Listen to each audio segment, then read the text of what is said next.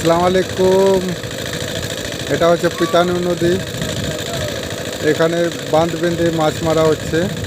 অনেক লোক শিঙ্গি, মাগুর, বটি সব প্রকারের মাছ হচ্ছে।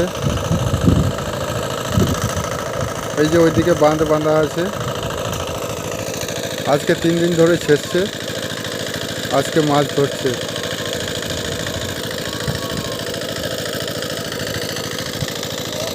এটা হচ্ছে ব্যারেজ, এটা হচ্ছে মুনি। এখানে অনেক পানি আর অনেক মাছ।